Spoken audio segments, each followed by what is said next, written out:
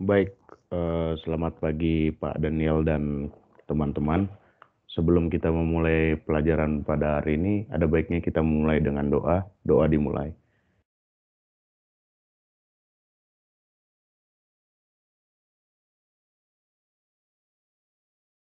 Doa selesai. Baik, pada hari ini kita dari kelompok 8 ingin membahas tentang masalah etis dalam praktik akuntansi keuangan. Adapun anggotanya untuk pertama Antonius Lionel, NIM-nya 121810002, Roden Audi, saya sendiri 1218137, Andre Renaldi Santoso 121810038, dan Billy Julian Riyadi 121810044. Next.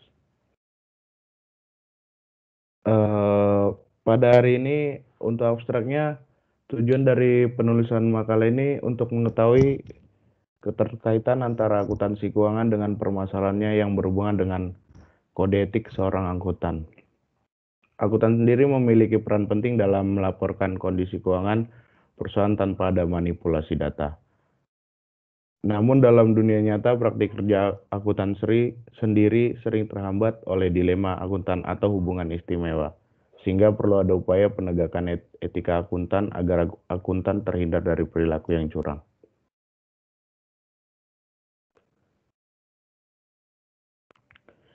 Definisi etika bisnis sendiri menurut K. Bertens adalah pemikiran refleksi kritis tentang moralitas dalam kegiatan ekonomi dan bisnis.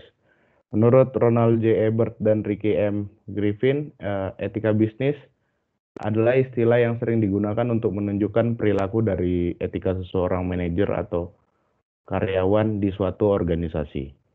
Jadi, etika bisnis adalah studi yang dikhususkan mengenai moral yang benar dan salah yang berkonsentrasi pada standar moral sebagaimana diterapkan dalam kebijakan, institusi, dan perilaku bisnis. Tujuan etika bisnis sendiri adalah untuk memicu kesadaran moral dan memberikan batasan perilaku pada pelaku bisnis untuk menjalankan usaha yang baik. Contohnya ada penerapan etika bisnis di perusahaan, kokohnya perusahaan daya saing tinggi, dan value creation yang tinggi atau penciptaan nilai yang diadakan perusahaan secara efisien untuk menghasilkan keuntungan.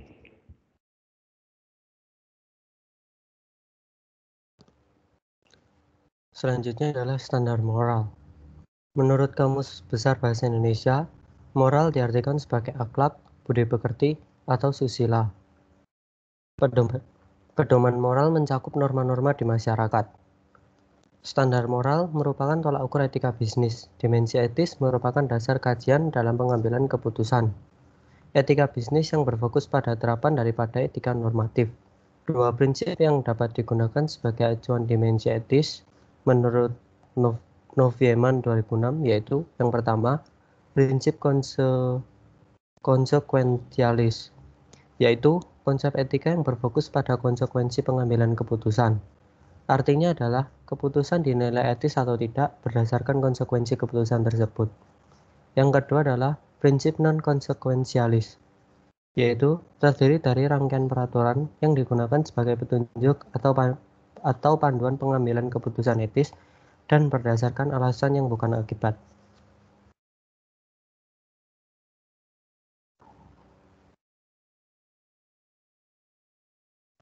Selanjutnya adalah akuntansi keuangan.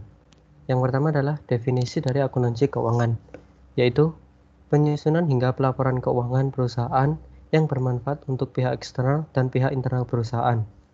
Tujuan dari laporan keuangan sendiri adalah untuk melihat kinerja perusahaan.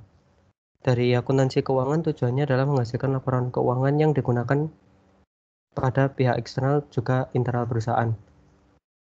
Untuk standar akuntansi keuangan dalam laporan keuangan sendiri terdapat beberapa, yaitu PSAK, IFRS, SAK etap, PSAK syariah, dan SAP.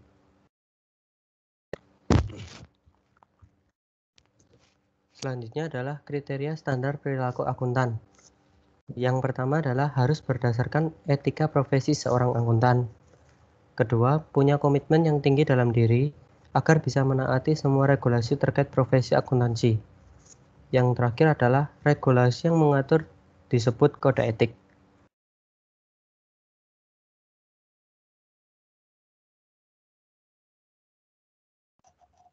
Selanjutnya adalah etika dari profesi seorang akuntan. Etika seorang akuntan ini diatur pada Kode Etik Akuntan Indonesia. Nah, Kode Etik ini disusun oleh 3 asosiasi profesi akuntan di Indonesia dan didukung oleh PPPK atau Pusat Pembinaan Profesi Keuangan Kementerian Keuangan. Nah, 3 asosiasi yang berperan dalam pembuatan kode etik ini ada IAI, Ikatan Akuntan Indonesia, IAPI, Ikatan Akuntan Publik Indonesia, dan IAMI, Ikatan Akuntan Manajemen Indonesia. Nah, kode etik ini berisi ketentuan perilaku yang mengatur pekerjaan seorang akuntan. Nah, ini bisa teman-teman dapat kalau googling, ada PDF-nya di-share oleh IAI. Nah, isinya itu berkaitan dengan akuntan bekerja di bisnis, akuntan berpraktik melayani publik, independensi dalam perikatan audit dan perikatan review, dan independensi dalam perikatan asuransi selain perikatan audit dan perikatan review. Selanjutnya, berdasarkan Kode Etik Ikatan Akuntan Indonesia, ada 5 prinsip dasar etika seorang akuntan, yaitu integritas, objektivitas, kompetensi, dan kehati-hatian profesional, kerahasiaan, dan perilaku profesional. Integritas merupakan sikap yang lugas dan jujur dalam sebuah hubungan profesional dan bisnis. Kemudian untuk objektivitas adalah akuntan itu tidak berkompromi soal profesionalitas. Kaitannya juga dengan integritas tadi, jadi setiap akuntan itu harus bekerja sesuai pedoman yang ada, sehingga tidak boleh diintervensi oleh pihak luar. Kemudian yang ketiga adalah kompetensi dan kehati-hatian profesional. Dalam hal ini pada dasarnya seorang akuntan diharuskan untuk mencapai dan mempertahankan semua ilmu dan keahliannya. Supaya apa? Supaya nanti akuntan tersebut dapat memberikan jasanya secara kompeten dan profesional kepada klien. Selanjutnya adalah kerahasiaan. Seorang akuntan wajib menjaga informasi keuangan yang diperoleh. Karena laporan keuangan sendiri itu ibaratnya adalah seperti sampul perusahaan ya, yang dapat mencerminkan keadaan perusahaan itu sendiri. Nah, jadi hal ini tidak boleh dibocorkan ke sembarangan orang atau sembarangan pihak karena bisa merugikan perusahaan terkait yang menjadi klien akuntan tersebut. Kemudian yang terakhir adalah perilaku profesional. Nah, jadi dalam bekerja seorang akuntan itu harus sesuai dengan kode etik profesi akuntan, agar setiap pekerjaannya tidak menimbulkan kecurangan dan mendiskreditkan profesi akuntan.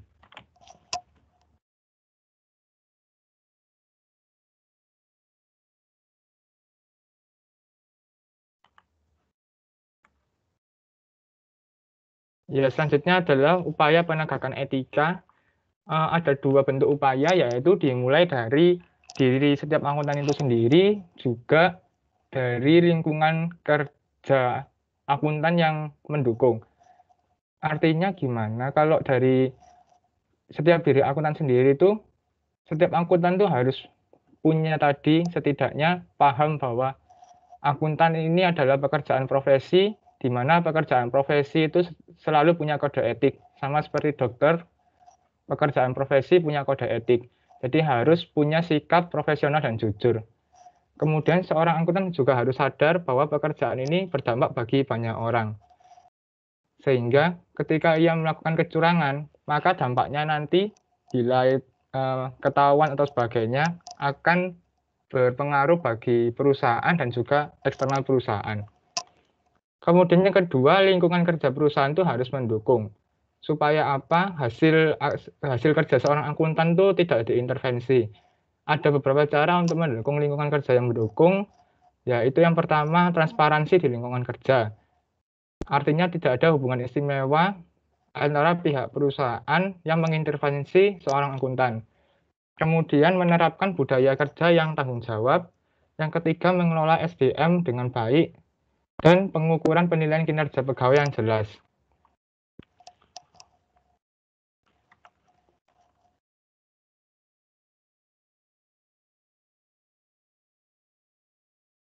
Billy, monggo. Kemudian selanjutnya studi kasus yang kelompok kami angkat adalah kasus dari PT Garuda Indonesia yang dimulai dari tanggal 2 April 2019.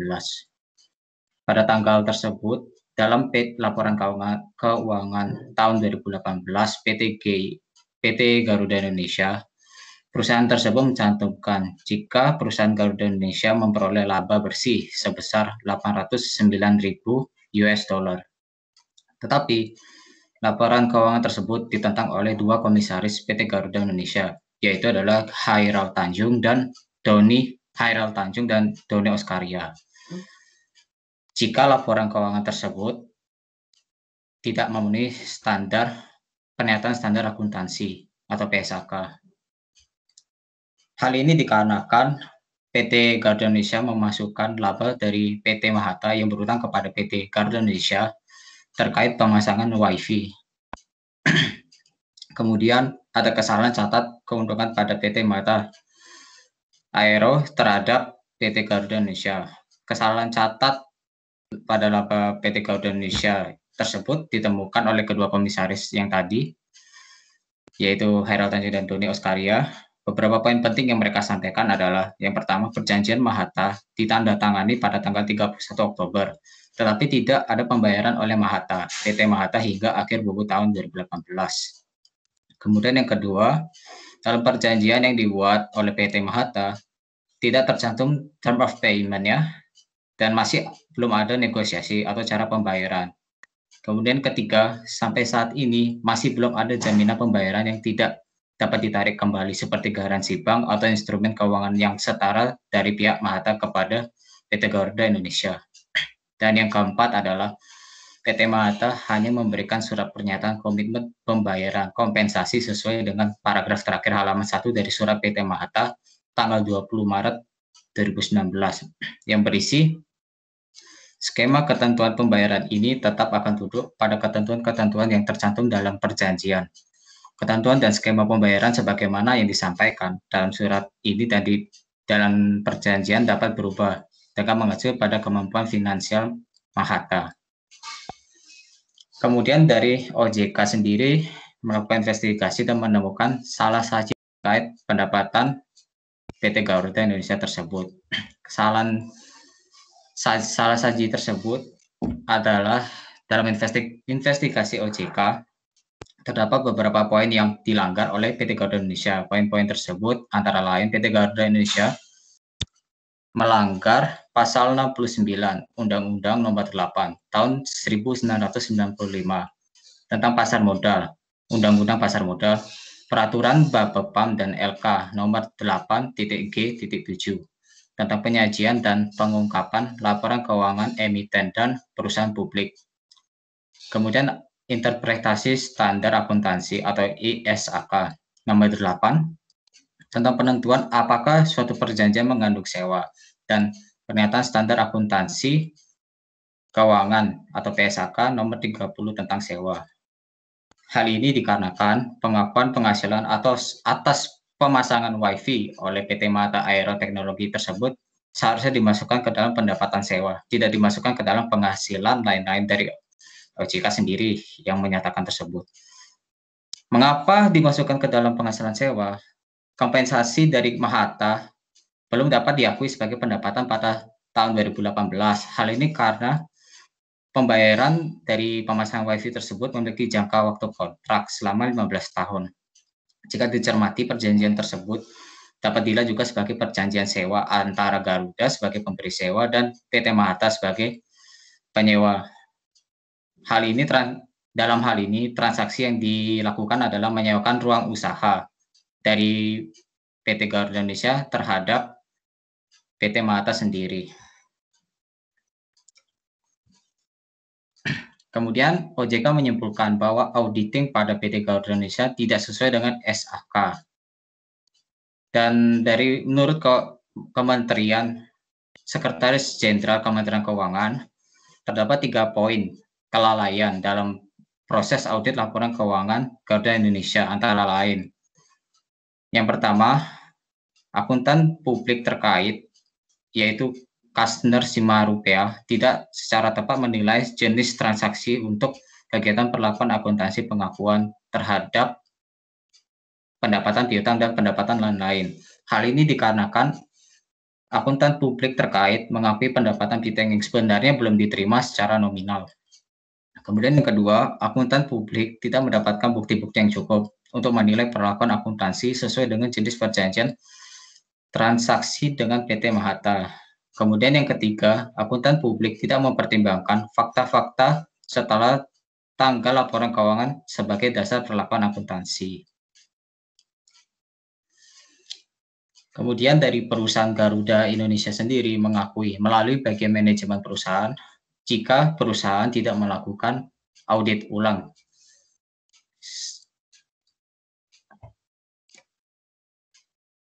Hal ini kemudian ditindaklanjuti oleh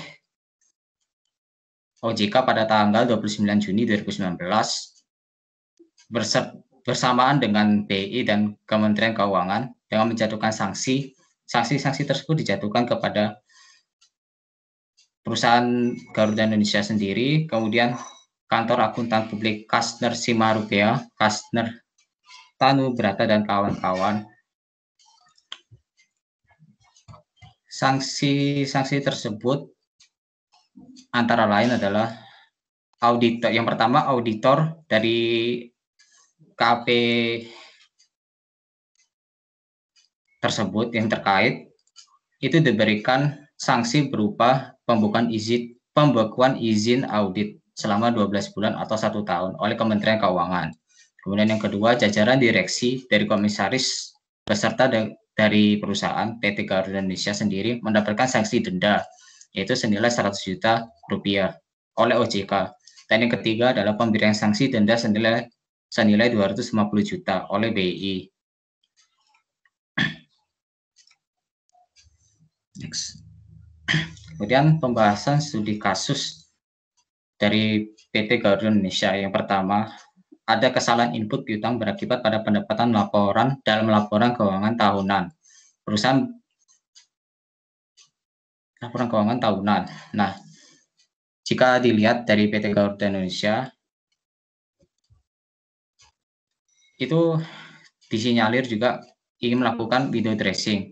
Hal ini yang pertama terjadi karena pertama perusahaan dari bagian pihak manajemennya itu bisa saja melakukan manipulasi tersebut terhadap laba perusahaan dengan mengakui penghasilan yang seperti tadi dalam kasus sebenarnya merupakan pembayaran yang berupa seperti cicilan yang dibayarkan selama 15 tahun, tetapi dimasukkan keseluruhannya yang secara 15 tahun yang harusnya dibayar total dalam 15 tahun tersebut.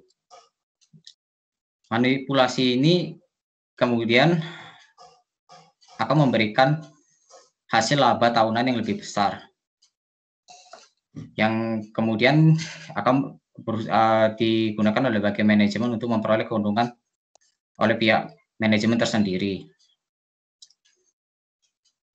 Yang kemudian karena perusahaan tidak melakukan audit ulang, hal ini yang menyebabkan perusahaan bagian manajemen itu akan lebih mudah dalam melakukan window dressing.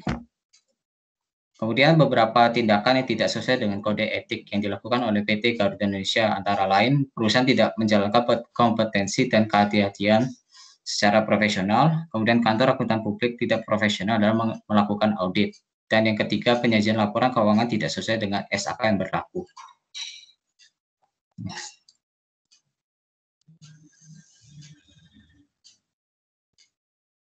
Demikian hasil dari presentasi kelompok kami.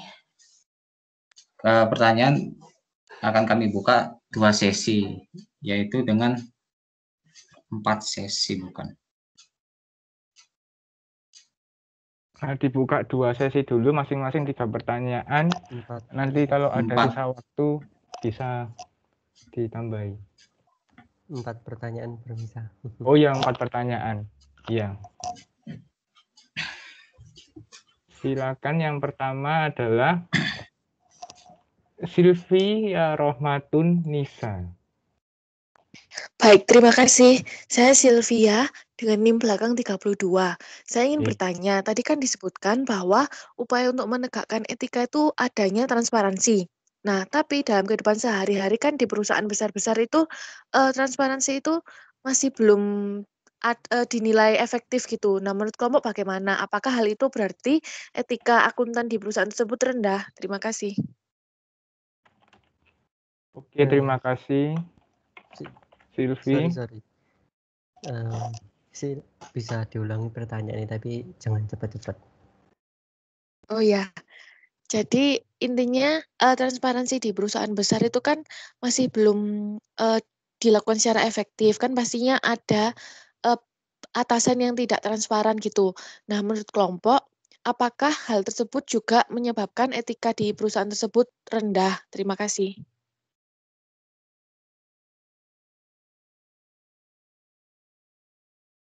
Oke, terima kasih Sylvie pertanyaannya. Yang kedua adalah Michael Wijayanto Haryono. Silakan Michael. Oke, baik, terima kasih atas kesempatannya. Saya Michael dengan NIM 121810025.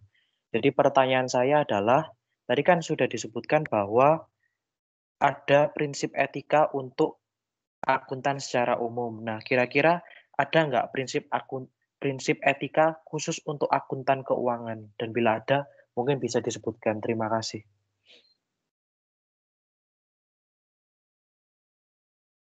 Sudah masuk Lionel pertanyaannya. Oh, masuk. Oke, ya. Selanjutnya adalah Jessica Sagan.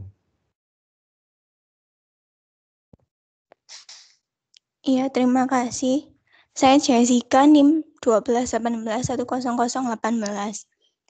Mau bertanya, tadi pada studi kasus Garuda, dikatakan bahwa terdapat penutupan kantor KAP. Nah, apakah tidak ada sanksi bagi individu? Maksudnya, tidak ada sanksi bagi auditor dalam bentuk individu sendiri. Terima kasih.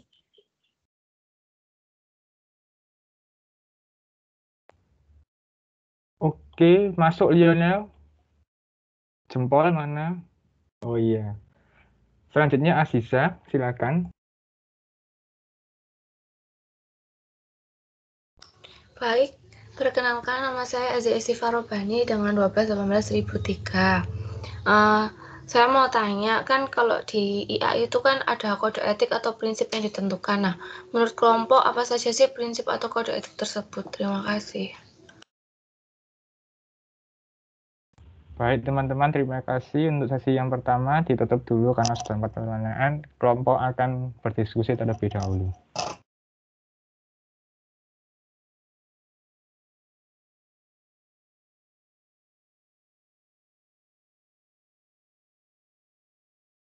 Untuk kelompok tolong ini modenya diganti mode video ya. Jadi ditutup aja itu yang screen share-nya itu. Nah, betul. Sip.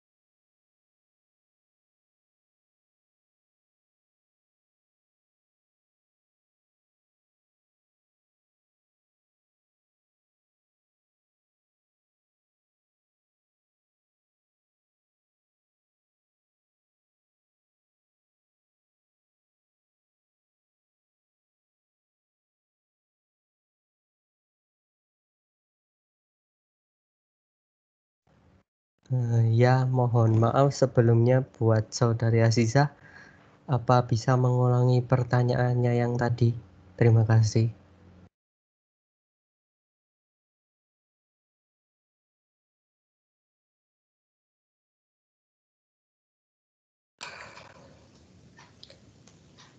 Iya, jadi tadi aku tanya kan terdapat kode etik yang dan prinsip yang ditentukan IAI. Nah, menurut kelompok itu apa saja sih prinsip dan kode etik yang harus diterapkan? Makasih.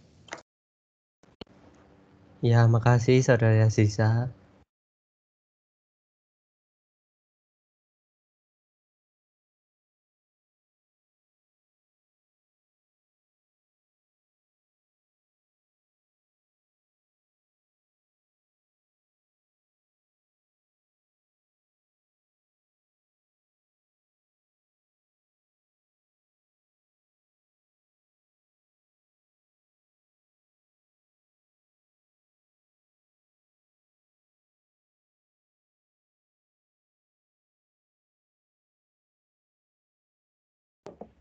Mohon maaf menunggu teman-teman. Pertanyaan pertama akan dijawab oleh Saudara Lionel. Ya, di sini saya akan menjawab pertanyaan dari Sylvia. Yang tadi bertanya apakah jika atasan tidak transparan, hal tersebut menyebabkan etika di perusahaan. Menurut kelompok kami, ya hal tersebut menyebabkan etika perusahaan rendah karena atasan merupakan contoh bagi karyawan-karyawannya. Meskipun ketidaktransparan yang dilakukan oleh atasan tersebut tidak berdampak sekarang, tetapi hal tersebut tetap dirasa salah karena transparan merupakan kode etik dari profesi. Apakah menjawab Saudari Sylvia? Sudah, terima kasih. Ya, terima kasih. Oke, selanjutnya adalah pertanyaan dari siapa ya? Oh, dari Michael ya, dari Michael. Silakan dijawab. Ya, untuk pertanyaan Michael tadi, apakah ada prinsip etika di dalam akuntansi keuangan? Menurut saya ada, karena di dalam pekerjaan akuntansi sendiri itu terdapat yang namanya kompetensi, kerahasiaan, dan kejujuran. Di kompetensi sendiri, di mana auditor juga bisa menjaga kemampuan pengetahuan profesional mereka pada tingkatan yang cukup tinggi dan tekun. Di kerahasiaan juga mungkin bisa menghormati dan menghargai kerahasiaan informasi yang diperoleh dari pekerjaan dan hubungan profesionalnya. Di kejujuran sendiri ada bersikap adil serta dapat dipercaya dalam hubungan profesionalnya. Mungkin untuk Michael sudah menjawab. Terima kasih. Oke, selanjutnya adalah pertanyaan dari Jessica Sagan. Silakan Billy. Tadi yang ditanyakan oleh Jessica, apakah ada sanksi sendiri terhadap auditor yang mengaudit laporan keuangan PT Garuda Indonesia tersebut ya? Ada. Jadi auditor yang melakukan auditing terhadap laporan keuangan dari PT Garuda Indonesia yang laporan keuangan tahun 2018 tersebut diberikan sanksi berupa pembukaan izin audit selama 12 bulan atau 1 tahun. Itu diberikan oleh Kementerian Keuangan. Apakah bisa menjawab Jessica? Oh iya, baik. Berarti itu untuk auditornya, bukan untuk KAP-nya, atau dua-duanya?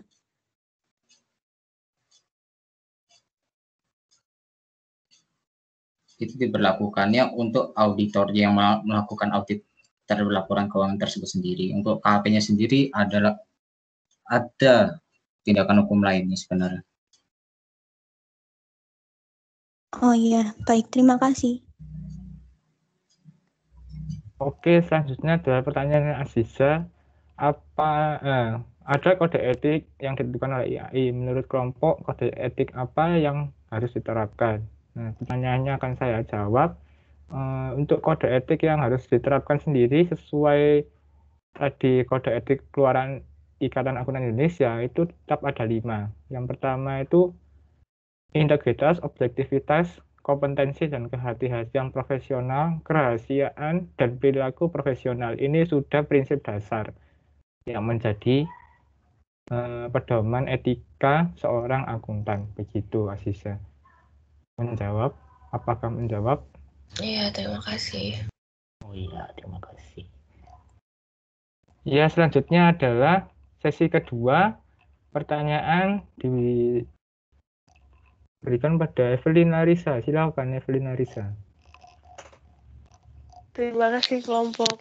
Saya Evelyn Larissa dengan NIM belakang 7. Saya ingin bertanya, hambatan apa aja yang mungkin timbul dalam penerapan kode etik akuntan? Dan mungkin solusinya apa? Terima kasih. Oke, terima kasih Evelyn Larissa. Selanjutnya adalah Dewanti Mayasari. Baik, terima kasih atas kesempatannya. Nama saya Dewanti Mayasari. 12-18-1005. Tadi kan disebutkan terdapat dua prinsip sebagai acuan dimensi etis saat pengambilan keputusan, yaitu prinsip konsekuensialis dan non-konsekuensialis. Apakah bisa diberikan contohnya dari kedua prinsip tersebut? Terima kasih. Terima kasih Maya. Selanjutnya adalah Fajar. Terima kasih atas kesempatannya. Nama saya Fajar dengan NIM 12-18-1009. Mau bertanya, bagaimana peran manajer dalam meminimalisir adanya pelanggaran kode etik seorang karyawan, terutama manajer keuangan dalam pembuatan laporan keuangan internal seperti itu. Terima kasih. Baik, terima kasih Fajar. Di sesi kedua slotnya masih tinggal satu teman-teman. Ada yang mau ikut? Ada yang mau memberikan pertanyaan? Tinggal satu. Sayang untuk dibuang.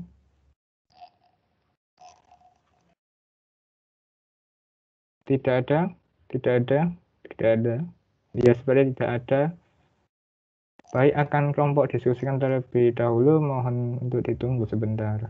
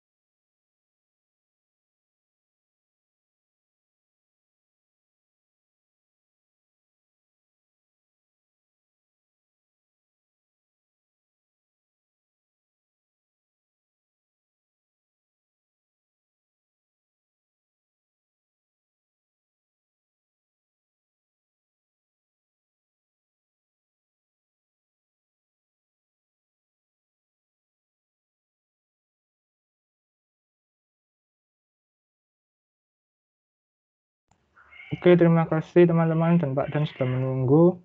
Pertanyaan pertama akan dijawab oleh Roden. Pertanyaan Evelyn, silakan.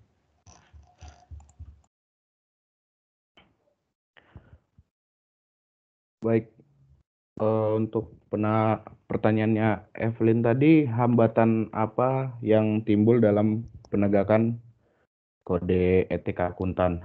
Untuk pertama biasanya di dalam pelanggaran kode etik biasanya ada berawal dari itu, dilema etis.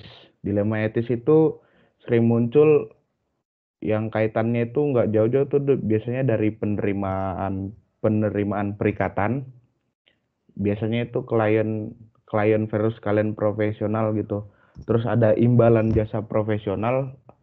Jadi di mana orang itu memberikan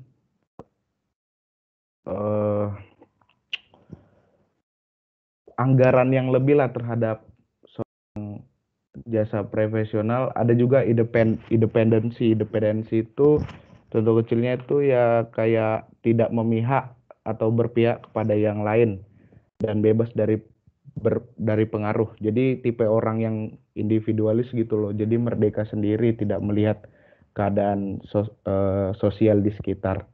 Seperti itu mungkin. Sudah menjawab Evelyn?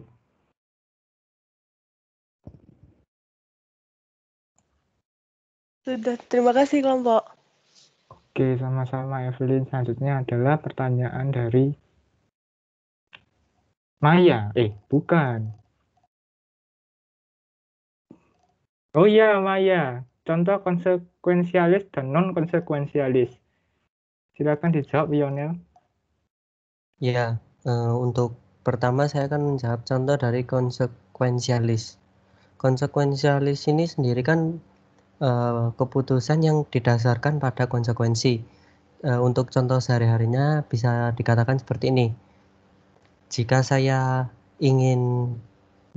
memutuskan untuk mencuri, maka saya harus siap menerima konsekuensi bahwa saya akan digebukin atau akan babak belur pada akhirnya jika ketangkap. Untuk contoh yang lebih ke akuntannya itu seperti ini. Jika saya memutuskan untuk merekayasa laporan keuangan, maka saya harus siap untuk dihukum. Atau seperti yang contohnya Garuda tadi, akuntannya izinnya dibekukan selama 1 tahun. Seperti itu. Untuk yang non-konsekuensialisme bisa dijawab oleh Andre. Ya, untuk yang prinsip non-konsekuensialis itu terdiri dari rangkaian peraturan yang digunakan sebagai petunjuk ataupun panduan pengambilan keputusan.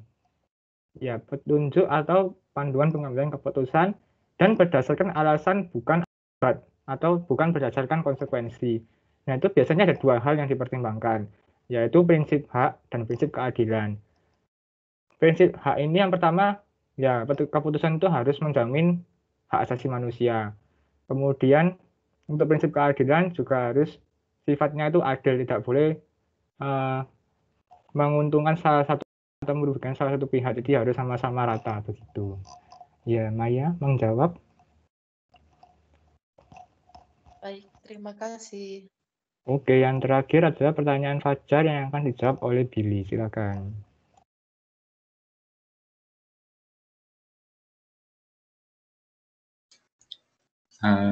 Baik. Tadi Fajar sempat menanyakan peran dari manajemen dalam meminimalisir kode etik, terutama bagian manajer keuangan perusahaan. Menurut kelompok kami, manajer harus dapat mengkoordinasikan bawahannya dengan baik dalam bekerja dalam setiap fungsi-fungsi mereka sendiri. Dengan mengelola bawahan dengan baik, maka kedepannya manajer akan membangun lingkungan kerja yang baik secara tidak langsung, sehingga penyimpangan dalam etika-etika bisnis yang ada akan lebih tidak sering terjadi atau malah tidak terjadi sama sekali. Demikian juga di bagian manajer keuangan. Jika bagian manajer keuangan dapat mengelola fungsi-fungsi setiap individu dengan baik, maka kedepannya penyimpangan terhadap kode etik yang berlaku akan semakin kecil terjadi. Bisa menjawab untuk Fajar? Terima kasih kelompok. Ya, terima kasih. Oke, karena masih ada sedikit waktu ya, kalau mau ada yang bertanya lagi, disilakan. Kesempatan terakhir. Tidak ada. Oke, kalau tidak ada, terima kasih. Sesi presentasi kelompok kami sudah selesai. Saya kembalikan ke Pak Dan. Silakan Pak Dan.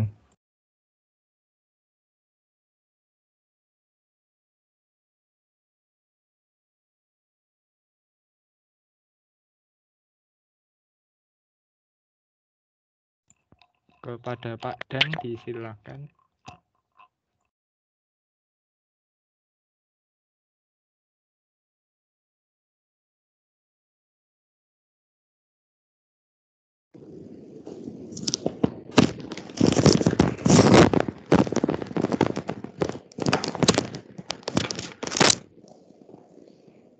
Ya, terima kasih kepada penyaji yang sudah mengantarkan kita pada pembelajaran mengenai etika profesi ya yang ada di akuntansi.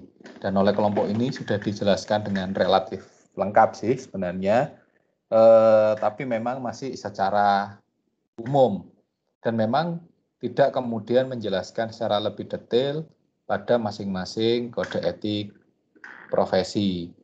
Kalau enggak kan nanti kan bagiannya temannya. Jadi kelompok ini hanya sebenarnya menyajikan yang memang kode etik secara umum. Jadi yang 5 prinsip itu.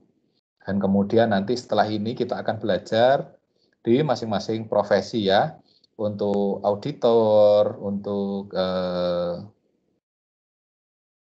akuntan pendidik dan lain-lain sebagainya. Juga manajerial. Nah, itu yang kita akan pelajari nanti setelah ini. Jadi memang kelompok ini tidak menyampaikan secara lebih detail seperti yang ditanyakan oleh Michael ya, etika untuk masing-masing profesi khususnya di keuangan. Nanti akan ada bagiannya yang membahas sendiri. Nah, apa yang disajikan oleh kelompok ini sudah cukup baik. Jadi kaidah-kaidah etika bisnis profesinya, terus kemudian tujuannya dan sebagainya, serta bagaimana sebenarnya dilema saat menghadapi praktik itu, bahwa ternyata kode etiknya bagus, dalam artian aturannya bagus, tapi secara implementasi kok ternyata masih ada banyak masalah ya.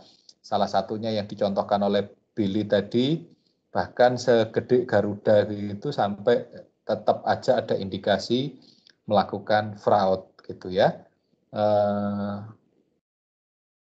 Banyak sebenarnya kalau kita melihat perusahaan-perusahaan kita bukan hanya yang swasta tapi juga yang BUMN itu ada banyak yang memang seringkali melakukan fraud. Kalau kita nanti pelajari yang lebih detail lagi bagaimana Telkom dan lain sebagainya ya, termasuk sebenarnya yang dilakukan oleh swasta itu ternyata juga banyak masalahnya. Ada yang dilakukan oleh Lipo, itu ya, ada banyak praktek-praktek yang ternyata menyimpang dari seharusnya yang harus dilakukan. Tapi itulah kenyataan memang bahwa kemudian ada aturan aja, ada kode etik aja masih kemudian dilanggar, apalagi kalau tidak ada. Maka akan yang terjadi adalah kanibalisme ya. Satu perusahaan bisa saja memakan perusahaan yang lain. Oke, yang disampaikan kelompok ini sudah bagus, sudah relatif lengkap, tapi sayang masih ada beberapa yang harus diperbaiki ya. Tapi sudah saya kirim. Membacanya enak gitu sebenarnya dari kelompok ini, yang disampaikan, yang dituliskan itu relatif runut. Sebenarnya kesalahannya sedikit, tapi fatal. Kesalahan dalam artian tata tulis itu ya, contohnya itu di penulisan daftar pustaka atau di referensi. Yang dalam tanda petik ya, yang katakanlah yang ngajarin Anda terus kemudian untuk menulis namanya itu lengkap semuanya, ditulis semuanya gitu ya. Contohnya kalau kemudian yang kelihatan di sini kan namanya pandang panjang nih, teman-teman yang ada di sini ditulis lengkap gitu ya. Katakanlah siapa yang ngajarin nulis Antonius Lionel Christophal. Nah, kalau contohnya kelompok ini ya, kelompok ini menulis referensi, menulis sebuah artikel bersama terus direference gitu ya. Ditulis di situ Antonius Lionel Christophal Indranatan, terus koma, Roden, Audi, Hulumoan, Pahursip, terus koma siapa gitu. Siapa gitu ya yang kemudian dalam tanda petik ngajarin ditulis lengkap kayak begitu. Terus ditulis lagi bukunya, nama bukunya apa, dan tahunnya serta halamannya. Setahu saya kalau menurut referensi dan itu juga ada di panduan kita, cukup nama belakang saja. Jadi kalau di sini ya cukup nama belakangnya. Jadi ya tidak perlu ditulis Antonius Lionel gitu ya. Antonius Lionel Messi, bukan ya. Jadi itu cukup aja ditulis nama belakangnya Indranatan, Parhusip, siapa begitu ya. Dan cukup tahunnya saja. Jadi sure name yang ditulis dan kemudian tahunnya saja. Jadi itu ya. Itu semuanya di sini hampir semuanya ditulis namanya lengkap. Kalau ditulis lengkap, kenapa nggak sekalian nama lengkap ya? Biasanya kalau nama lengkap itu kan tulisannya CV, kenapa nggak ditulis nama lengkap? Terus tempat tanggal lahir, alamat, gitu kan ya. Itu namanya untuk nulis CV ya, kurikulum vitae, bukan untuk menulis referensi. Cukup nama keluarga. Jadi ya berbahagialah kalau yang punya sure name seperti yang saya tahu seperti Roden itu Parhusip, siapa gitu ya, yang kemudian itu memang jadi mengangkat nama keluarga. Yang nggak enak itu sebenarnya di sini kan saya lihat Tantono, EG. Wah, dipikirnya cowok gitu ya, padahal ternyata Evelyn Gelia gitu ya. Atau Antoni, GAM. Nah, ternyata namanya Meli gitu ya. Yang enak-enak yang cowok-cowok memang, apalagi yang sudah punya keluarga nama keluarga gitu ya, yang memang punya sure name. Nah, itu yang perlu diperhatikan, itu masih termasuk jadi referensinya sampai ke daftar pustakanya. Tolong dilihat bagaimana penulisan daftar pustaka yang di panduan yang sudah dibuat di FEB ini ya, cara kemudian menulisnya yang di belakang itu loh, yang daftar pustaka itu tolong disesuaikan.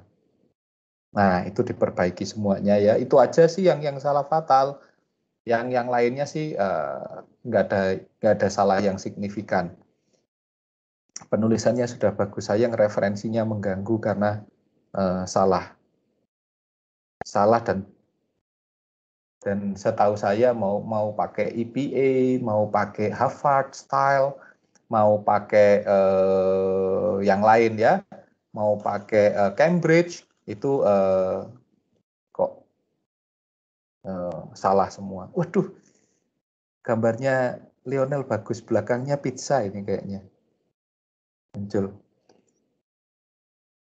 Yang Andre itu yang saya seneng, cuma putih gitu ya, saya nggak ngerti putih itu apa maksudnya. Bukannya nggak ada ya, gambarnya itu putih gitu. Oke,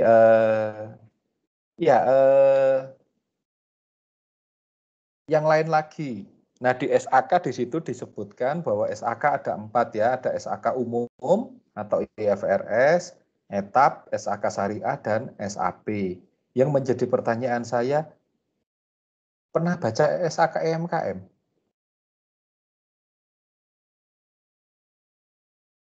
Iya Pak, itu kemarin kita bingung kayaknya kurang satu tapi lupa gitu apa gitu. Nah itu Pak, EMKM baru ingat.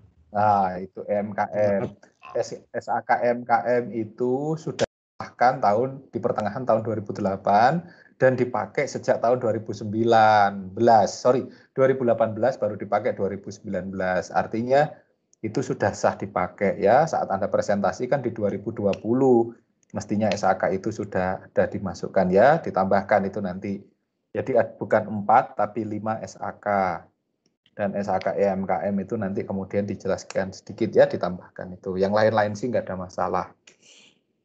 Nah, kemudian saya ingin menjelaskan bagaimana untuk kelompok sudah menjelaskannya relatif lengkap, sudah bagus. Saya ingin menjelaskan dari pertanyaan dari beberapa kawan-kawan yang ada di sini ya.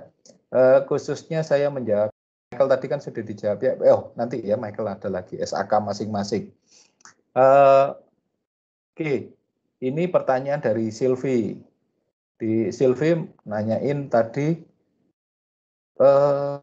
ada kode etik, terus tapi ternyata masih ada pelanggaran nih di masing-masing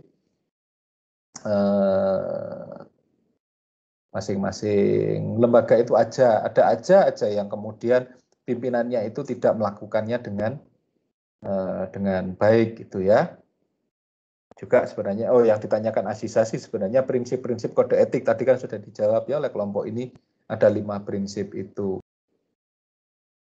Kemudian dekat dengan pertanyaannya Fajar sebenarnya peran pimpinan. Nah, sebenarnya kemudian kalau kita kembali ke perusahaan, mau nggak mau kalau perusahaan itu kan harus patuh dengan yang namanya etika bisnis. Termasuk sebenarnya apa yang kemudian menjadi penilaian itu ya, kalau kita ngomong penilaian, jadi ada 2 hal. Yang pertama bahwa kalau kemudian dia tidak bisa melakukan etika bisnis dengan baik, itu sebenarnya perlu dipertanyakan. Satu, kepemimpinannya.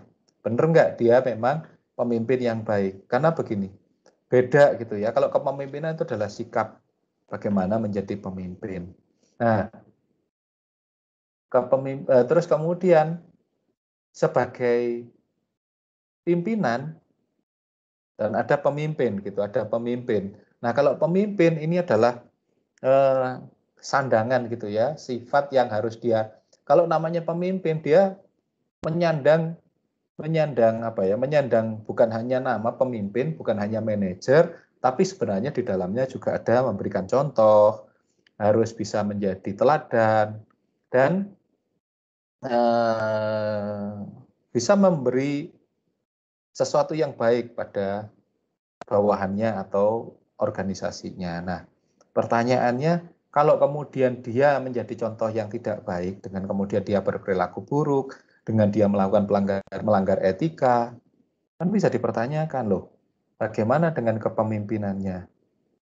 Dia pemimpin atau sebenarnya pimpinan? Nah, kalau pimpinan kan orang yang ya dia bisa aja bernasib baik, bukan karena punya track record yang baik, tapi dia karena aja jadi pimpinan karena apa? Dia dekat dengan pemimpin. Atau sebenarnya dia kemudian punya sifat yang sama dengan pimpinan-pimpinan yang di atasnya. Artinya ya kemudian dia bisa hanya sekedar menjadi orang yang bosi, suruh sana suruh sini, tapi dia sendiri tidak bisa melakukan. Artinya apa? Prinsip yang pertama itu perlu dipertanyakan. Karena apa? Integritas. Dari 5 prinsip di etika profesi kita sebagai akuntan. Integritas itu apa? Apa maksudnya? Orang yang berintegritas. Orang yang berintegritas itu apa yang diomong dengan kemudian apa yang dilakukan itu sama. Dia mengatakan hitam ya hitam, putih ya putih. Tidak kemudian dia mengatakan hitam tapi dia melakukan yang putih atau sebaliknya. Jadi kalau yang namanya pemimpin yang baik ya memang harus dia berintegritas. Dia harus harus objektif dong, sesuai dengan kinerjanya, sesuai dengan prestasi. Bukan karena like or dislike. Karena dia suka terus kemudian jadi condong. Nah, itu tidak semestinya seperti itu, walaupun secara praktek ya terus kemudian apa kompetensi, kerahasiaan dan perilaku profesional, walaupun kalau urusan secara praktek ya masih banyak pelanggarannya yang kayak begitu, integritas, objektivitas dasarnya suka atau tidak suka, terus kemudian dia bilangnya hitam tapi dia bilangnya putih tapi melakukan yang hitam udah banyak lah. Gak usah jauh-jauh, di Macung ini juga masih terjadi kok. Padahal ini lembaga pendidikan. Nah, itu masih terjadi. Hal yang lain lagi apa? Kalau dia di dalam perusahaan bahwa dia kemudian menjalankan sebuah operasional bisnis, itu harus taat yang dengan yang namanya GCG, Good Corporate Governance, atau dalam bahasa Indonesianya tata kelola yang baik. Dan di dalam Good Corporate Governance itu ada 5 prinsip yang disingkat dengan tarif ya. Transparansi, akuntabilitas, responsibilitas atau responsibility, independensi, dan fairness. Atau kalau di Indonesia diterjemahkan sebagai kewajaran dan kelayakan. Jadi kalau memang mau perusahaan itu bagus, harusnya menjalankan GCG ini, terlepas dia kemudian bisnisnya katakanlah sedang dalam kendala, dalam masalah seperti contohnya pandemi ini. Tapi kalau dia bisa melaksanakan GCG dengan baik, maka ya orang lain akan melihatnya baik. Siapa sih yang nggak suka perusahaan yang transparan, yang terbuka? Siapa sih perusahaan yang tidak kemudian orang lain suka terhadap yang namanya perusahaan yang akuntabel, yang akuntabilitasnya baik? Akuntabilitas itu bahasa Indonesia tanggung gugat. Bukan hanya dia terbuka terhadap apa yang dia kerjakan, terhadap kinerjanya, lapor dengan kondisi dan kinerjanya, tapi dia juga tanggung gugat, berani digugat kalau ternyata ada kesalahan. Responsibilitas, dia berani bertanggung jawab. Jadi apa yang dia sampaikan, apa yang dia kerjakan, apa yang dia laporkan, itu semuanya dia berani pertanggungjawabkan. Tapi dia juga berani akuntabilitas, ditanggung gugat. Kalau Anda tidak percaya, silahkan Anda periksa. Kalau memang ada yang salah, silahkan digugat. Itu namanya akuntabel. Jadi 2 prinsip yang awal aja, transparan dan akuntabel aja sudah sulit. Apalagi responsibilitas, berani mempertanggungjawabkan bahwa pekerjaannya dilakukan dengan baik. Independensi, bahwa dia menjamin saya bebas dari intervensi. Bahwa keputusan yang saya buat itu bebas dari intervensi. Intervensi itu apa? Termasuk intervensi dari diri pribadi. Bebas dari tujuan-tujuan tertentu. Apalagi tujuan itu yang kemudian dipesankan oleh pimpinan. Apalagi kalau seorang auditor eksternal itu kemudian ada yang namanya opinion shopping. Perusahaannya udah saya bayar, tadi siapa yang nanya gitu ya, udah saya bayar lebih mahal, tapi kemudian tolong opininya harus wajar tanpa pengecualian. Nah, kalau mau berarti dia tidak independen. Kalau mau berarti auditor tersebut tidak profesional. Kalau mau berarti dia tidak objektif. Ya jauhnya lagi, apa dia cenderung mau melakukan fraud, berani melakukan fraud, berani melakukan kecurangan demi yang namanya opini wajar tanpa pengecualian. Akibatnya apa? Ya seperti yang di Garuda itu. Itu auditornya bukan auditor kecil loh, dia sudah skalanya dia kerjasamanya bukan memang Big Four, tapi dia sudah terkenal dengan dia dikenal sebagai akuntan yang bekerja di bawah jaringan internasional. Dan ternyata melakukan seperti itu. Telkom malah lebih gede lagi, Telkom yang melakukan salah satu anggota Big Four. Ya itu yang kemudian kenyataannya bahwa ternyata banyak akuntan yang kemudian mau menjual diri, menggadaikan dirinya demi untuk sebuah yang namanya opini wajar tanpa pengecualian. Demi apa? Ya demi kerjasamanya loh kan, auditornya akan di maksimal 6 tahun, terus kemudian kantor akuntan publiknya 3 tahun. Nah dia tuh berapa duit itu yang akan dihasilkan kalau mau katakanlah sedikit manipulasi dan sebagainya. Nah, berarti apa? Dia juga tidak fairness. Berarti apa? Pasti dia melanggar yang namanya prinsip yang terakhir dari GCG yang F itu, yang fairness. Berarti apa? Cenderung tidak akan adil. Dalam artian dia pasti menyajikan laporannya tidak wajar dan tidak layak. Buktinya kemudian ya ketahuan dan akhirnya dipunish ya 1 tahun tidak boleh dibekukan. Setelah itu pasti namanya hancur banget gitu ya. Nah, terus kemudian ada pertanyaan sanksinya untuk AP. Iya, yang disanksi itu AP. Kemudian kantor akuntan publiknya lah. Kantor akuntan publiknya kalau kemudian ada 4 orang ya, katakanlah di kantor akuntan publik ada 4 orang. Ternyata 2 AP saja akuntan publiknya yang melakukan pelanggaran. Masa seluruh, kan beda ya. Jadi kalau akuntan publik itu kan bentuknya firma. Jadi masing-masing orang itu bertanggung jawab terhadap pekerjaannya dan kemudian tidak kemudian tanggung renteng. Kalau kemudian 2 yang bermasalah, 2 yang dibekukan, bisa aja kemudian firmanya itu dibubarkan dan kemudian 2 orang yang tersisa itu membentuk kantor baru. Itu ya Jessica. Jadi memang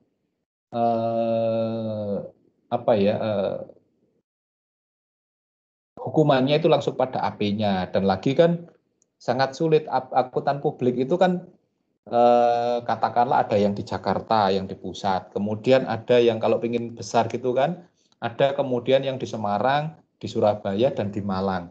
Nah kalau yang melakukan kesalahan ini yang di Jakarta, masa yang di Malang sama yang di Surabaya juga ikut-ikutan kena gitu kan, enggak gitu kan ya.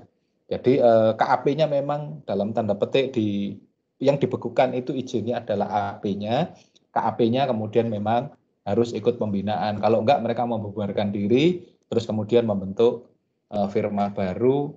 Nah itu yang kemudian mengajukan izin baru dan kemudian tetap bisa jalan. Jadi sanksinya memang di AP-nya bukan KAP-nya. Karena sulit, karena kantor akuntan publik itu belum tentu di satu kota. Dan satu dengan yang lain itu kan bertanggung jawab terhadap dirinya sendiri. Nah itu hukumannya. Kemudian, nah ini pertanyaannya Michael tadi. Bagaimana dengan kode etik profesi? Yang hari ini kita pelajari adalah yang umum. Nanti kemudian Michael kan akan ada relatif bagaimana kemudian akuntan keuangan itu melakukan pekerjaannya. Nah, pertanyaannya ya, kalau yang dikerjakan di Michael kan yang lain lagi ya. Nah, IAI itu mengatur yang umum. Jadi prinsip yang ada yang sudah disampaikan kelompok ini ada 5 prinsip itu: integritas, objektivitas, kompetensi dan kehati-hatian profesional, kerahasiaan dan perilaku profesional itu adalah kode etik umum untuk seluruh akuntan, siapapun akuntan. Kenapa kemudian tidak lebih detail? Karena sifatnya beda lagi nanti profesi. Karena apa? Kita itu katakanlah kalau menjadi akuntan itu sama seperti kita jadi dokter umum. Nah, nanti kemudian yang lainnya itu yang setelah itu katakanlah seperti akuntan publik, akuntan manajerial, akuntan pajak, itu adalah mereka yang spesialis. Jadi kode etiknya ada nanti diatur khusus lagi. Nah, yang sudah punya siapa? Yang sudah punya itu selain IAI yang punya umum, terus kemudian IAPI. IAPI itu punya standar standar profesional akuntan publik SPAP. Itu ada standar profesional, dia ada bagaimana standarnya di dalamnya dan juga ada kode etiknya. Itu yang menerbitkan siapa? Itu IAPI. Lebih tebal dari kode etik yang umum ini yang memang tipis banget ini kalau yang umum yang 5 ini. IAPI itu punya bagaimana kemudian sikap independen itu kayak apa dan sebagainya. Prinsipnya aja kan sudah 10 kan, lebih banyak dari yang umum ini yang 5. Nah, itu kemudian ada sendiri kode etiknya. Sedangkan kode etik untuk akuntan manajerial itu siapa yang menerbitkan? Itu IAMI. Ikatan Akuntan Manajerial Indonesia. Kode etiknya ada sendiri. Nanti mungkin yang akan membahas masalah kode etik untuk akuntan manajerial nanti bisa menjelaskan bagi kita semuanya ya. Terus kemudian untuk akuntan pemerintah ada sendiri. kode etiknya. Baik mereka yang di pajak, baik mereka yang di pemeriksa. Ada sendiri kode etiknya. Bagaimana dengan akuntan yang lain? Akuntan pendidik ada. Kami juga punya kode etiknya sebagai akuntan pendidik, apa yang harus kami sampaikan. Bukan hanya mengajar, capaian pembelajaran dan sebagainya, itu ada sebagai akuntan pendidik. Kebetulan saya bergeraknya kan di dua. Saya juga anggota akuntan pendidik, kompartemen akuntan pendidik, sebagai sebagai dosen, dan saya juga anggota IAMI sebagai auditor internal di beberapa pekerjaan saya. Sudah meninggalkan IAMI karena sudah sangat profesional. Yang kemudian secara profesi saya menjalani dua, saya juga pegang dua kode etik sebagai pendidik dan sebagai praktisi akuntan manajerial, khususnya di audit internal. Itu ya beda. Audit internal apa yang saya pegang? Yang saya pegang ya GCG itu. Dan memang arahnya untuk kode etiknya memang arahnya ke GCG ya, yang bisa disingkat dengan tarif. Nah, itu untuk informasi bagi Michael. Kalau akuntan keuangan, ya sekarang ada nggak kompartemennya? Ada nggak sudah terbentuk ikatan profesinya? Sampai sekarang belum. Ya, yang dirujuk tentu saja akuntan keuangan itu kalau masalah laporan keuangan, dia masih penyusunan laporan keuangan, dia masih merujuk ke IAMI. Sedangkan kalau akuntan keuangan yang dimaksud Michael itu nanti urusannya dengan investasi dan sebagainya, dia sebagai kemudian analis dan sebagainya masih menggunakan yang ada di pasar modal. Jadi aturan-aturan yang ada di pasar modal. Kenapa? Karena kalau sudah diatur pada aturan perundangan yang lebih tinggi, maka sebenarnya profesi itu hanya tinggal mengikuti saja. Jadi tidak perlu membuat aturannya sendiri. Karena ya mau nggak mau kalau buat aturan sendiri ternyata bertentangan dengan undang-undang yang di atasnya yang lebih tinggi, ya dibatalkan. Nah, biasanya dia membuat hal-hal yang lebih teknis ya, sebagai petunjuk pelaksanaan dan petunjuk teknisnya, juknis. Nah, Evelyn tadi, kemudian selanjutnya untuk kode etik prinsip sudah dijawab ya untuk Aziza, itu 5 tadi. Terus untuk Evelyn, bagaimana kesulitan hambatannya? Nah, kita kembali ke minggu kemarin, masih ingat kan? Minggu kemarin itu ada yang namanya locus of control. Bahwa kemudian kesulitannya itu apa? Ya kemudian saat seseorang itu tidak bisa kemudian mengendalikan diri, dia terpengaruh dengan di luar, yang di luar, berarti apa? Locus of control-nya dia lemah. Locus of control itu apa? Kendali diri. Bagaimana kita punya nilai-nilai yang kita pegang, yang kita hidupi. Nah, locus of control dapatnya dari mana? Memang kemudian kebanyakannya dapatnya dari pendidikan agama. Hal-hal baik yang ada di dalam agama, termasuk di dalam pendidikan secara umum gini ya, pendidikan sekuler itu ada banyak hal-hal baik yang harus yang seharusnya itu memperkuat kita untuk kemudian tidak jatuh pada jebakan fraud. Jebakan curang ya, kalau kita ngomong akuntan kan berarti ada fraud. Nah, kenapa kemudian? Ya karena lemah banget kita dalam mengendalikan diri. Walaupun fraud salah satunya penyebab orang terjadi kecurangan, itu ada memang satu itu ambil kesempatan, ada opportunity ya. Kalau kita ngelihat Gon teori itu kan ada, kalau dasarnya dia sudah greedy, kalau dasarnya dia punya sifat rakus, serakah, ya mau kode etik seketat apapun, aturan seketat apapun, pasti mereka akan cari-cari kesempatan. Apalagi kalau kemudian ada yang kedua, opportunity. Kalau sudah kemudian dia punya kesempatan dan dia memang sebenarnya orangnya baik, tapi ada kesempatan dan kesempatan itu datang terus-menerus, mau nggak mau dia juga akan ikut juga. Walaupun tidak semua orang, kalau dia memang kuat ya kesempatan itu dia biarkan lewat aja, kesempatan untuk melakukan fraud, kecurangan. Ada yang kemudian needs, kebutuhan. Nah, kalau kemudian dia terjebak pada kebutuhan, apa yang terjadi? Sangat mungkin kemudian dia butuh. Apakah semua orang butuh sesuatu yang mewah? Ya enggak juga. Sebenarnya juga kalau dibilang butuh ya bukan butuh kan, keinginan, tapi karena ingin itu yang kemudian menjadi bermasalah. Ada lagi apa? Pressure, tekanan. Kita maunya jujur, kita maunya berjalan seperti apa adanya, tapi pimpinan kita mengatakan, ini loh, kamu harus begini, kalau enggak kamu saya pecat. Nah, karena ketakutan untuk melakukan itu ya, akhirnya mau nggak mau ngikut. Ya padahal kalau kita bilang tidak, ya harusnya tidak itu, ya sudah, kalau nanti kita dipecat ya itu resiko. Padahal kalau mau dipecat juga mikir, dia mau mecat, apa kesalahannya ke kita bisa bawa ke pengadilan. Itu ya, pengadilan hukum industrial kalau memang tahu. Makanya kalau ingin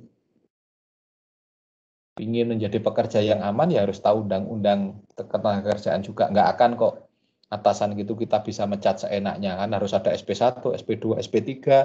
Kalau kemudian kita tidak merasa bersalah dan kita memang disuruh bersalah, katakanlah kemudian melakukan fraud gitu ya tinggal dibawa aja. Kalau saya nggak mau ya nggak apa-apa toh. Kalau enggak, nanti kamu saya pecat ya nggak apa-apa, silakan pecat aja. Saya tinggal bawa ke hubungan industrial. Kalau di dalam hubungan industrial kan mau nggak mau terbuka kan, kenapa penyebabnya ini ya. Nanti kita di sana saya ungkap kok apa perusahaan ini yang harus. Ternyata saya disuruh menggelapkan pajak. Saya disuruh begini. Kan yang mati perusahaannya sendiri juga. Jadi ya jangan khawatir, kalau mengancam ya ancam aja balik, karena kita yang akuntan itu kan punya pegangan aturan yang jelas. Tapi ya harus tahu, jangan kemudian udahlah enak ustalah bayaranmu tak tambahin, udahlah kamu pengen apa? Kayaknya mobilmu kan sekarang kamu nggak punya mobil nih, terpaksa kamu naik motor nggak apa-apa, kamu kan pengennya trail, tak belikan trail, kayak begitu ya, diiming-iming kayak begitu. Saya sudah tahu kayak begitu, diiming-iming kayak begitu. Ya kalau saya sih bilang ya sudahlah, saya bisa cari sendiri. Kalau memang mau lepas pekerjaan saya nggak apa-apa juga, itu kan. Ya itu masalah locus of control. Karena iming-imingnya masih trailnya kan mereka tahu. Kalau katakanlah trailnya kan mereka tahunya hanya juga yang lokalan kayak gitu. KTM, CRF ya saya tertawain. Kalau cari CRF aja bisa lah. Tapi kalau ditawari bagaimana ini? Sudahlah, tolong diatur-atur sedikit. Nanti dapat KTM 390. Nah itu saya kemudian agak mikir gitu ya. Kan orang nggak tahu itu KTM 390 apa itu. Modelnya harganya 450 juta, siapa yang nggak mau gitu ya. Yang jadi kepikiran itu ya. Nanti kalau pernah ngobrol sama salah satu senior saya itu ya, kalau kamu hari ini ditawari gitu ya 100 juta gimana? Cari 100 juta setahun bisa kok. Nggak sampai setahun bisa kok.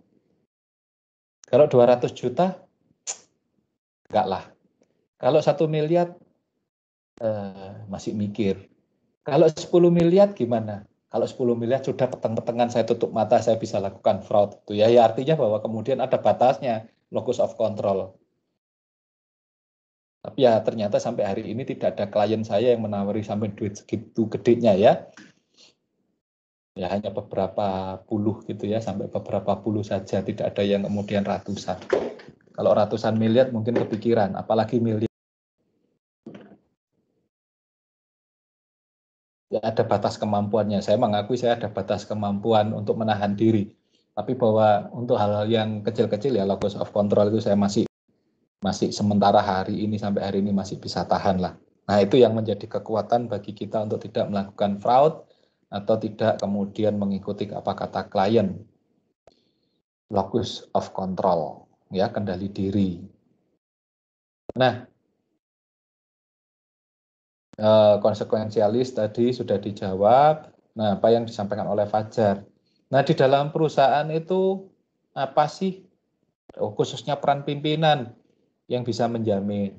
Nah, sebenarnya di kita itu kan urutannya itu banyak banget. Kalau kemudian di dalam perusahaan, ya, saya konteksnya akuntan manajerial dulu, bahwa kemudian di dalam pekerjaan kita itu ada namanya SPI, Sistem Pengendalian Internal. Di situ jelas ada pembagian ini, pembagian tugas, wewenang, dan sebagainya yang orang itu sudah dari awal secara teknis, secara praktik itu sudah diatur, sudah ditata, sehingga dia kemudian tidak bisa ya tercegah lah. Sistem pengendalian internal itu mencegah terjadinya kecurangan. Nah, kemudian pada tingkatan lebih lanjut, itu kemudian diperiksa, diaudit. Oleh siapa?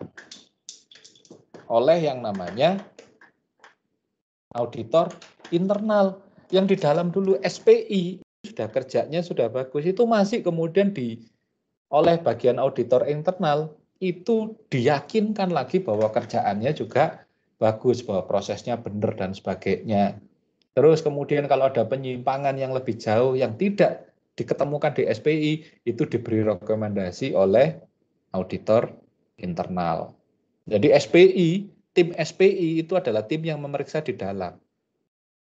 Nah, itu ada rekomendasinya untuk perbaikan-perbaikan. Kalau terjadi kecurangan, dia juga bisa memberikan temuan, itu memberikan indikasi. Selanjutnya masih diaudit oleh audit internal. Dengan apa? Audit internal itu melakukan auditnya dengan apa? Prinsip GCG tadi, ya, tarif tadi, transparansi, akuntabilitas, responsibilitas, independensi, dan fairness. Nah, itu pun bagi perusahaan masih tidak cukup, difilter lagi. Apakah memang sudah benar laporan keuangannya? Itu oleh siapa? Oleh auditor eksternal. Jadi berjenjang kayak begitu, sampai ada butuh orang independen yang meyakinkan bagi pemegang saham bahwa perusahaan yang dia percayakan itu dikelola dengan baik. Jadi akuntansi itu bertingkat kayak begitu. Perannya siapa nanti? Perannya di dalam itu oleh SPI. SPI itu siapa? Staff dari manajer. Sedangkan auditor internal itu adalah komisaris independen. Jadi orang-orang yang ditunjuk oleh pemegang saham untuk memeriksa kondisi dan kinerja perusahaan. Tapi itu aja masih belum cukup. Manajer punya stafnya, GM punya stafnya. Terus kemudian pemegang saham punya orang yang ditempatkan di situ. Masih juga menggunakan jasa akuntan eksternal untuk memberikan keyakinan bahwa laporan keuangan itu sudah disajikan dengan wajar dan layak, bebas dari salah saji, material, dan fraud. Masih segitunya. Berarti apa? Di dunia kerja kita, dunia kerja Anda nanti, akuntansi itu sangat-sangat diawasi. Karena apa? Ya, seluruh aset perusahaan, seluruh utang kewajiban perusahaan, seluruh hak-hak perusahaan itu, baik perusahaan maupun pemegang saham, itu kita yang ngelola loh, kita yang pegang. Makanya kalau saya bilang, dokter itu kalau nyuntik mati kan cuma satu orang gitu ya, satu-satu gitu. Kalau perusahaan itu Anda nyalai, memang tidak langsung, tapi perusahaan itu bisa bermasalah. Seperti Enron itu berapa ratus ribu orang yang harus ternyata kecurangannya sudah 10 tahun, seperti genosida gitu. Tiba-tiba perusahaan itu rugi, harus dibubarkan, karyawannya nggak dapat pesangon, itu 350 ribu orang langsung menganggur.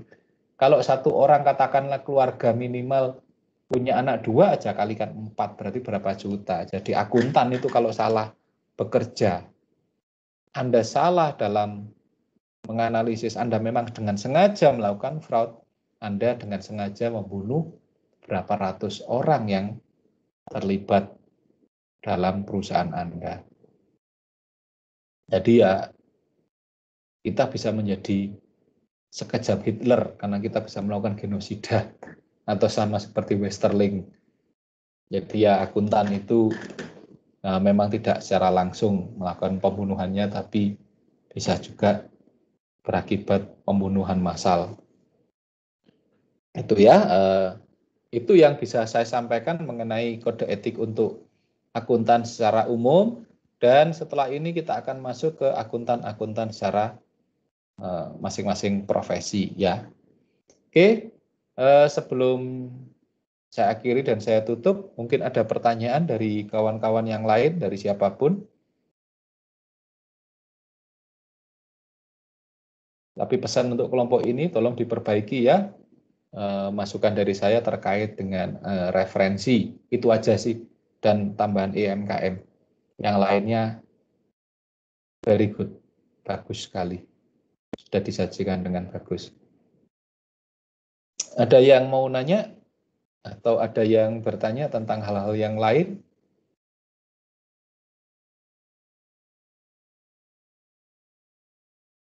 Oke, kalau tidak ada yang nanya, minggu depan siapa? Kelompoknya Michael atau siapa? Kayaknya tinggal 2 kelompok ini ya.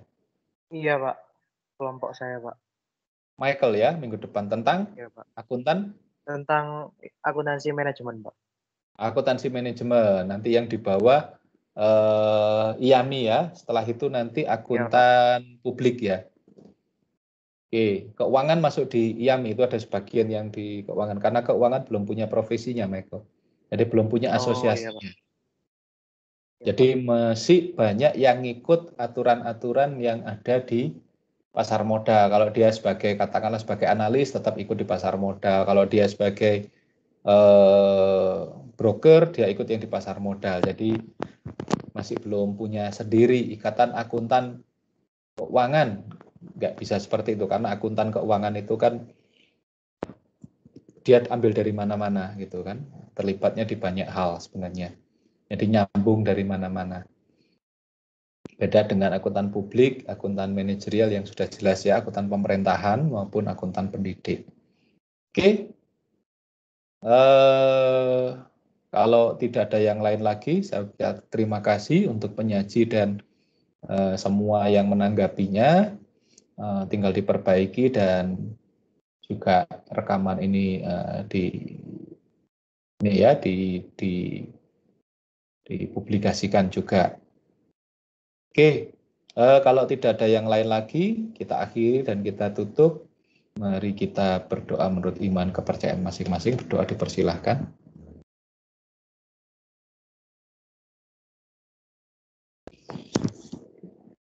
Terima kasih. Sampai ketemu minggu depan ya. Terima kasih, Pak. Iya. Terima kasih, Pak. Terima kasih, Pak. Iya. Terima kasih, Pak.